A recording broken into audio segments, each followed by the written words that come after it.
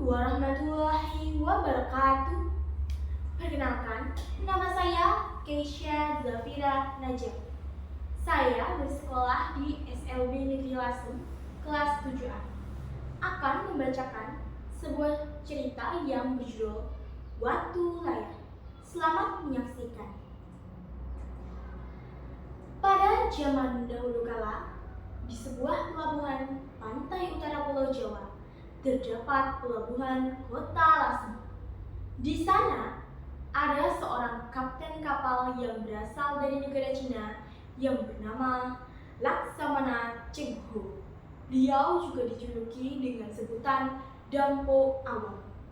Julukan itu muncul karena ia memiliki kemampuan sebagai pengemudi kapal, berdagang, memiliki strategi perang, dan ilmu bela diri yang tinggi.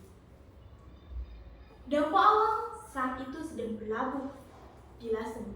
Lalu, ia ingin mengetahui siapakah penduduk pribumi yang memiliki kemampuan ilmu bela diri yang tinggi. Aku sudah lama berkeliling ke banyak tempat, tetapi tidak ada yang mampu menandingi kemampuan bela diriku. Dampo Awang bergumam dalam hati. Lalu, ia mendatangi kerumunan orang dan berkata dengan penuh kesombongan, "Aku ingin tahu, adakah jawara di sini yang mampu menandingi kemampuan bela diriku? Aku menantang siapa saja yang berani melawanku." Lalu ia sesumbar, "Jika aku menang, maka seluruh wilayah Pelabuhan Lasem ini harus menjadi milikku. Tapi jika aku kalah, aku akan berguru pada orang yang mengalahkanku."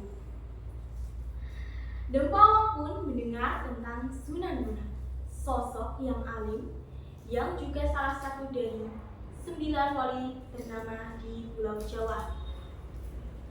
Dampo Awang mengajukan tantangan duel kepada Sunan Bonang.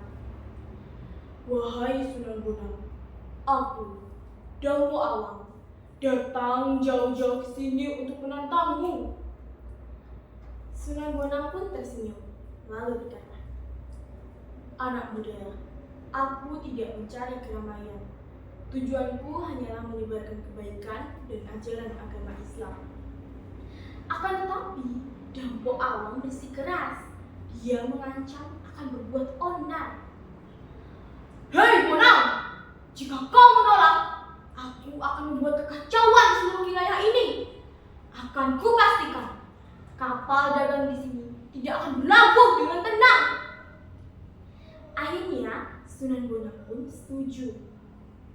Akan tetapi, dia mengajukan satu syarat. "Baiklah, anak muda. Aku setuju.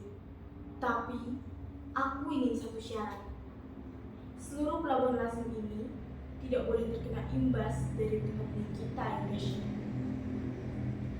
Akhirnya, Sunan Bonang memutuskan untuk bertanding di tengah lautan, tepatnya di pesisir barat Pelabuhan Lasem. Duel yang dahsyat terjadi selama 3 hari 3 malam. Hiya, hai, cia, Allahu Akbar, sering, hiya. Duel berakhir. Kemenangan pun berada di tangan Sunan Bonang, dan kapal besar yang digunakan Dampo Awang untuk berduel tenggelam di pesisir barat Pelabuhan Lasem. Peristiwa timbul tenggelamnya kapal dalam bahasa Jawa disebut Kerem Kemambang, sehingga daerah itu sekarang disebut dengan sebutan Rembang. Setelah pertarungan, Sunan Bonang menendang kapal besar itu hingga terlempar ke arah selatan Pelabuhan Lasem. Dikarenakan posisinya yang telungkup, lama-kelamaan kapal itu berubah menjadi sebuah bukit kecil yang dinamakan Gunung Batok. Sedangkan layarnya yang sangat besar tertancap di atasnya dan membantu menjadi Watu Layar.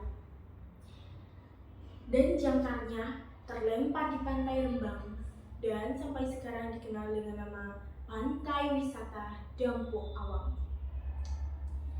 Demikianlah cerita asal-usul Watu Layar. Sekian, terima kasih. Assalamualaikum warahmatullahi wabarakatuh. warahmatullahi wabarakatuh.